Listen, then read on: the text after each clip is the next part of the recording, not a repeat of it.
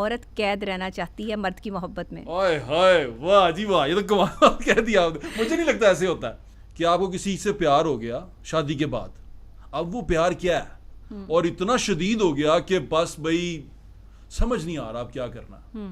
औरत कभी औरत को एक्सेप्ट नहीं कर सकती। किसी भी मर्द की ज़िंदगी की दूसरी औरत नहीं बनना चाहिए, और किसी ऐसी लड़की को तो बिल्कुल भी नहीं जिसकी शादी ना हुई भी हो।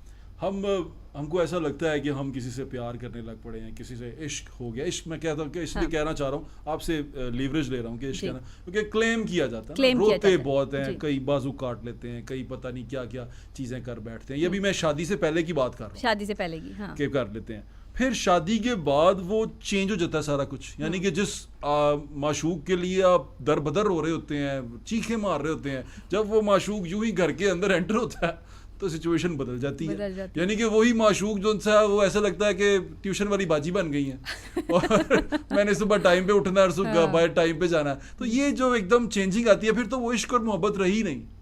देखें, जब शादी से पहले आप किसी से मिलने के लिए जाते हैं, तैयार होते हैं, टाइम निकालते हैं, अगले से टाइम लेते हैं, उसके टाइम पर उसका इंतज़ार करते हैं। इंतज़ार बड़ी चीज़ है मोहब्बत में। हाँ, जब आप किसी का इंतज़ार करते हैं ना, साइकोलॉजिकली तौर पे आप जो है वो बड़े अलर्ट होते हैं कि फ़लाँ बंदे का मैं इंतज़ार कर रहा हूँ, फ़लाँ कोई तोप है, बड़ी चीज़ है। पिक एंड ड्रॉप भी करते हैं, आप टाइम निकालते हैं कि उसका वक्त आपको चाहिए, छोड़ के आते हैं। ये सारे बेइज्जत होते हैं, बिल्कुल बेइज्जत होते हैं।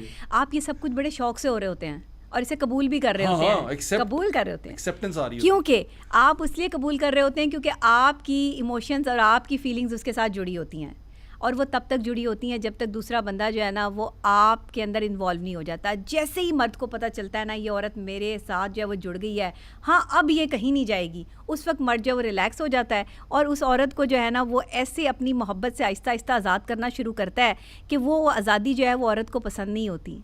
औरत कैद रहना चाहती है मर्द की मोहब्बत में। ओए हाय, वाह जी वाह, ये तो कमाल कह दिया आपने। मुझे नहीं लगता ऐसे होता है। देखिए, आप एक औरत की नजर से बता रही हैं, मैं एक मर्द की नजर से बता रहा हूँ। अच्छा, ऐसा नहीं लगता आपको कि ये दोनों तरफ से होता है?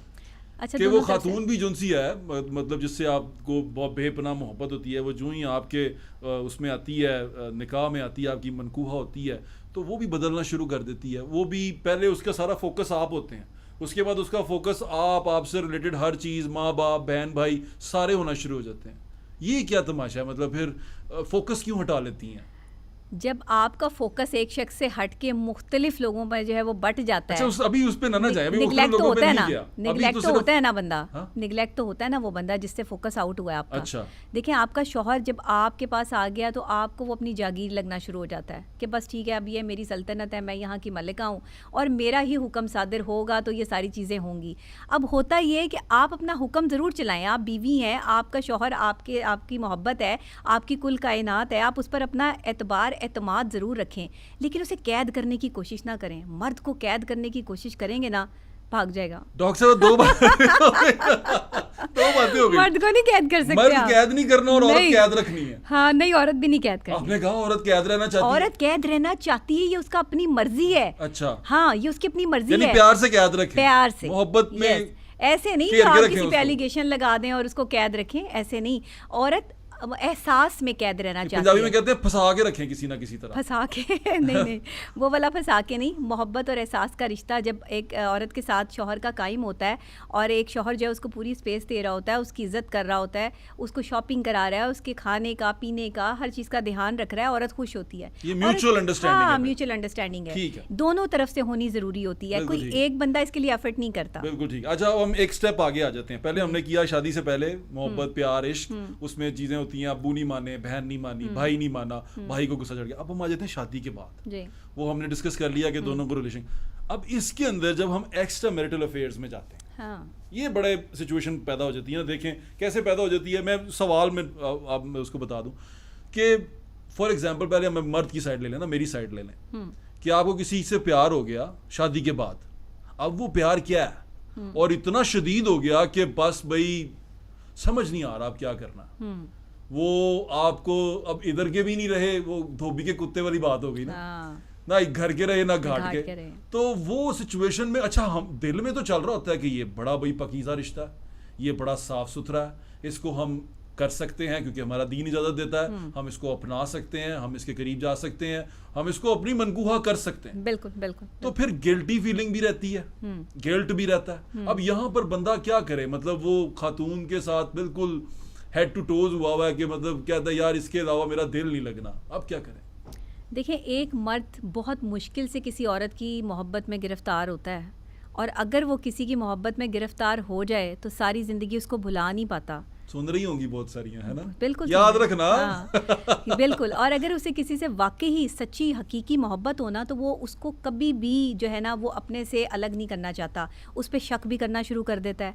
अच्छा, ये जो शक का एलिमेंट है ना, ये भी मैं आपको बता दूं, ये उन्हीं लोगों में होता है जो मोहब्बत ज़्यादा करते हैं, जिनकी तवज्जो ज़्यादा होती है। शक आम दूसरी बंदा पार्टी नहीं कर समझ सकता। नहीं रही होती, दूसरी पार्टी नहीं समझ रही होती, वो समझती है कि शक बड़ी गलत चीज़ है। अच्छा, शक उस वक्त हो रहा होता है जब या तो आप कुछ गलत कर रहे होते हैं, या फिर आप जो है ना, शक उस वक्त भी होना शुरू हो जाता है कुछ लोगों को कि जब आप बहुत अच्छे होते हैं, वहाँ पे भी कि पता नहीं इतने अच्छे क्यों हो रहे हैं मेरे साथ पता नहीं ये मामला क्यों हो रहा है। ख़वातीन कुछ सोच ऐसी भी रखती हैं, तो शक एक अलग चीज़ है। लेकिन मर्द जिसके साथ मुखलिस है वो वफादार रहेगा। अब ये दो पार्टियां हो गई ना, मर्द की दो पार्टियां हो गई। अब मर्द क्या करे, मतलब गिल्टी फीलिंग ये दीन में तो चले अलाउ है, दीन में हमें, लेकिन आजकल खवातीन इस बात को नहीं समझती।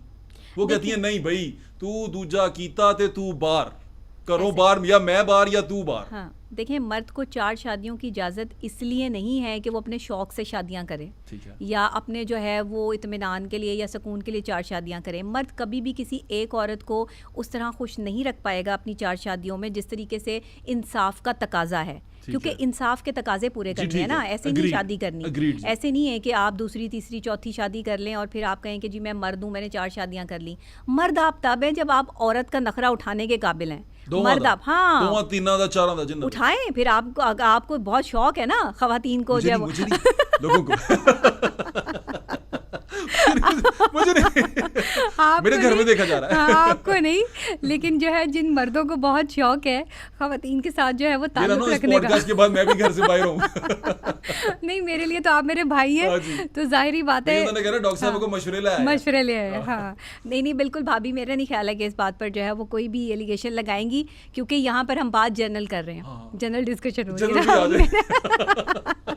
तो दूसरी ये औरत, ये जो एक पहली औरत है, ये दूसरी औरत एक्सेप्ट क्यों नहीं करती पाकिस्तान में, हमारी सोसाइटी में? दुनिया में तो कर लेती हैं। जो देखें ना, वो आज हम इसका यूट्यूब का दौर है, हम वो देखते हैं कि वो यूट्यूबर्स जाते हैं किसी खवातीन के पास, बैठते हैं, वो बताते हैं एक बंदे ने 2 बहनों से शादी की हुई है, या एक बंदे ने 2 कजनों से शादी की हुई है, 2 सहेलियों से शादी की हुई है, साथ साथ रह रहे हैं, इतने खुश हैं वो टीवी के ऊपर देख के। बंदे का ना आता है बंदे को, यार हम ऐसे क्यों नहीं हो सकते? हौसला करना पड़ता है तो मतलब उनमें क्या ऐसी चीज है, मतलब कुछ तो कर जाती है ना, लेकिन ये मोस्टली नहीं करती। क्यों नहीं करती, एक्सेप्ट क्यों नहीं करती? देखें, जो मर्द सच बोल के किसी भी दूसरी औरत को अपनी ज़िंदगी में लेके आता है और अपनी पहली बीवी को ये एतबार या यकीन दिलाता है कि दूसरी बीवी जो है वो मैं लेकर आ रहा हूँ और मैं शादी करना चाहता हूँ, और पहली बीवी को ये पता होता है कि हाँ ये ख़राबी है, ये खामी मुझ में पाई जाती है, इस वजह से मेरा शौहर दूसरी शादी कर रहा है, वो एक्सेप्ट कर लेती हैं बहुत सारी जगहों पे। जो एक्सेप्ट नहीं करती वो कहती हैं कि हमने अपनी पूरी ज़िंदगी तुम्हारे लिए जो है वो लगा दी है, अब हम इस दूसरी औरत को एक्सेप्ट क्यों करें? औरत कभी औरत को एक्सेप्ट नहीं कर सकती। मर्द, एक शौहर जो है वो औरत की कुल कायनात है, उसके लिए वो उसकी पूरी दुनिया है, उसका शौहर। एक औरत, अच्छा लग रहा है। हाँ, एक औरत जो है ना वो अपने बाप के बगैर रह लेगी, अपनी माँ के बगैर रह लेगी, बहन भाइयों के बगैर रह लेगी, क्योंकि जाहिर है शादी करके उसे दूसरे घर जाना है। शौहर के बगैर नहीं रह सकती। शौहर जहाँ इग्नोर करेगा वहाँ ज़िंदगी अपनी जो है वो ख़राब कर लेगी। जहाँ शौहर जो है वो ज़रा सा जो है वो नज़रें फेरेगा वहीं रोना शुरू हो जाएगी, अपने आप को तकलीफ़ देगी, अजियत देगी, बच्चों को भी परेशान करेगी, अपने आप को बीमार कर लेगी, सिर्फ क्या कि शौहर तवज्जो नहीं दे रहा। तो जो औरत, बीवी शौहर की तवज्जो के लिए ऐसे तड़प रही हो, वो दूसरी औरत कैसे बर्दाश्त करेगी अपने शौहर के साथ? तो पॉसिबल ही नहीं है। कैसे बर्दाश्त करवाएं? नहीं नहीं मुझे ना कि खवातीन को बर्दाश्त करवाओ ये उनका अपना ज़ाती मसला है, वो बर्दाश्त करें या ना करें, ये आपका ज़ाती मसला है। कोई भी औरत नहीं बर्दाश्त करती, लेकिन एक्स्ट्रा मैरिटल अफेयर्स जो चल रहे हैं, जो नाजायज़ ताल्लुक है, हाँ, देखें इसके बाद आता है ना उस पे। पहले ये बता दें कि अब ये तो हुआ ही नहीं ना, अब वो औरत मान ही नहीं रही, पहले वाली मान ही नहीं, औरत नहीं मानेगी, आप ना मनवाए अब हम आगे चले जाते हैं, नेक्स्ट स्टेप पे आ जाते हैं। नेक्स्ट स्टेप ये, अब औरत की साइड से बता दें मुझे, एक जो नौजवान लड़की है वो कैसे एक शादीशुदा बंदे के उसमें आ जाती है, उसको वो कैसे बर्दाश्त कर लेगी? फिर पहली औरत वो कहती है ठीक है आप मुझसे मेरे से दूसरी शादी कर लें, ये कैसे होता?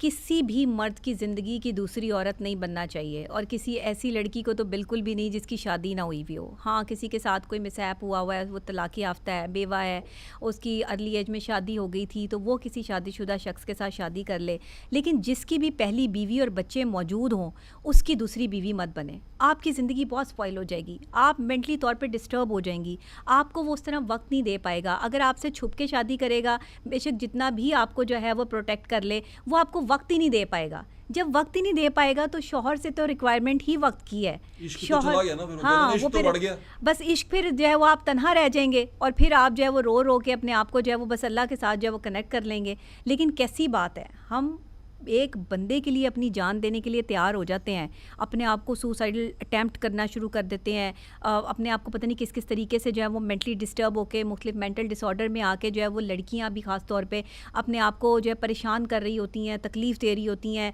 अपने ऊपर जो है वो काबू नहीं रहता उनका। शौहर की बेवफाई, मतलब उस आदमी की बेवफाई जिसके साथ उनका ताल्लुक़ होता है, बर्दाश्त नहीं होती। शादीशुदा मर्दों के साथ जो यंगस्टर लड़कियां हैं जो शादीशुदा नहीं है, शादीशुदा नहीं है, उनका ताल्लुक नहीं होना चाहिए। नहीं, ड्रामा भी आ रहा है आजकल। बस ये ड्रामों ने तो ख़राब किया है, आपके ड्रामों ने ही तो हमारे माशरे में जो है वो इस चीज़ को ऑन कर दिया है कि हाँ जी ये भी हो सकता है, ये भी हो सकता है। आपको ऑप्शंस दे दी, एग्जांपल्स दे दी कि ऐसे भी एग्जांपल सेट हो सकती है। किसी साली को ये बता दिया कि वो अपने बहनोई के साथ भी जो है वो मामलात कर सकती है, नाउज़ुबिल्लाह, कि वो उस पर भी जो है वो नज़र रख सकती है। आपने माशरे के जो है वो तकाजे जो थे, जो इस्लामी तकाजे थे, आपने उनका जो है वो बिल्कुल खतरनाक हद तक पहुँचा दिया, रिश्तों का तकद्दुस पामाल कर दिया, और आप इस पर जो है वो शर्मिंदा भी नहीं है। फिर आप कहते हैं कि हमारे ड्रामाज़ और हमारी मूवीज़ जो है, मूवीज़ तो खैर अब बन ही नहीं रही, लेकिन जो ड्रामाज़ बन रहे हैं वो इंतहाई इखलाक से, कुछ ड्रामाज ऐसे हैं जो इखलाक से गिरी हुई रिश्तों के हवाले से जो है वो मामला दिखा रहे हैं। अब देखें ना, एक ड्रामा चल रहा है जिसमें जो है वो एक शादीशुदा आदमी है, और वो एक जो है वो अपनी जो असिस्टेंट होती है वो अपने ऑफिस में, उससे शादी कर लेता है। सोनी बड़ी होती है ना वो नहीं तो सोनी तो मतलब 100 औरतें सोनी है। हुस्न और एक कामयाब आदमी बड़ा अच्छा कॉम्बिनेशन होता है। बिल्कुल भी अच्छा कॉम्बिनेशन नहीं होता हुस्न और कामयाब आदमी। नहीं, तो फिर कामयाब आदमी की करे? कामयाब आदमी जो होता है उसकी कामयाबी उसके लिए बहुत होती है, वो हुस्न तो चंद दिन का होता है, उतर जाता है नशा। आप देख लें आगे जाके जो है वो ड्रामे की एपिसोड जो है वो इसका देखें। मतलब एक आदमी को भी एक हमारी लड़की से शादी नहीं करनी चाहिए, नहीं करनी चाहिए, हट जाना चाहिए उससे। बिल्कुल हट जाना चाहिए। अगर आपको उसे ये यकीन दिलाना ही नहीं चाहिए कि आप उससे मोहब्बत करते हैं।